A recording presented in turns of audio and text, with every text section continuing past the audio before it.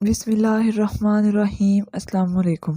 رسول اکرم صلی اللہ علیہ وآلہ وسلم نے فرمایا، جو عورت جوان ہو جائے جب تک سر پر دوپٹہ نہیں ہے اس کی نماز نہیں ہوتی۔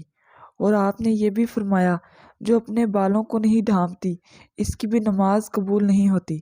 رسول اللہ صلی اللہ علیہ وآلہ وسلم نے یہ بھی فرما دیا کہ اگر کوئی مسجد میں جاتی ہے عورت عطر اور خوشبو لگا کر، جب تک یہ غسل نہیں کر لیتی نماز اس کی بھی قبول نہیں ہوتی۔ اس لیے فرمایا کہ عورتوں کی جماعت تم میں سے کوئی مسجد میں جانا چاہے تو خوشبو لگا کر نہ جائے جب تک یہ غسل نہیں کر لیتی، نماز یا عبادت قابل قبول نہیں۔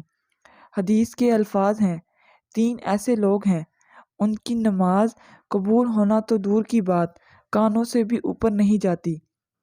جو غلام مالک کی اجازت کے بغیر دوڑ گیا ہے وہ جا کر تہجد بھی پڑھے گا، کانوں سے اوپر نہیں جائے گی۔ ایسی عورت جو اپنے خاوند کو ناراض کر کے رات گزارتی ہے اس کی نماز بھی کانوں سے اوپر نہیں جاتی۔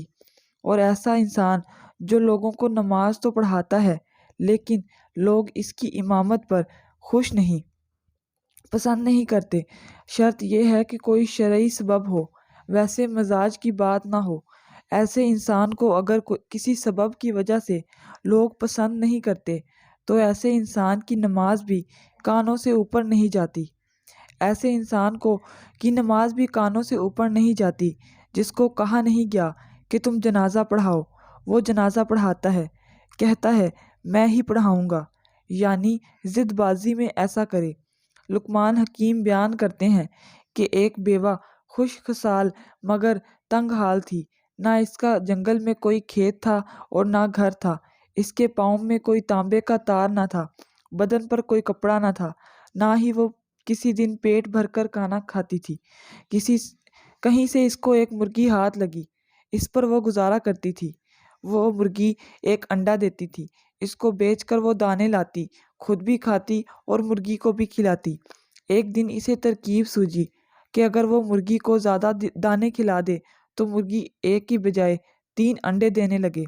پھر اس نے یوں کیا کہ خود صبح شام کچھ نہ کھایا اور تمام دانے جمع کر کے مرغی کو کھلا دیے۔